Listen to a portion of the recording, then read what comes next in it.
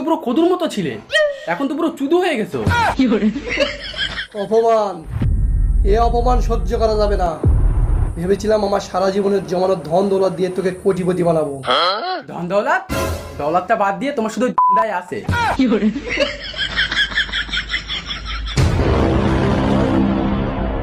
সেই দেখ, তোর জন্য আমার সারা জীবনের ধন সম্পদ রেখে দিয়েছি, যা নিয়ে নে।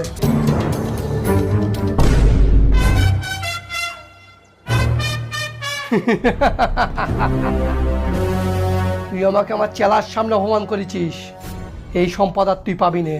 চলো ওস্তাদ, এই বাড়িতে আর এক মুহূর্ত থাকবো না।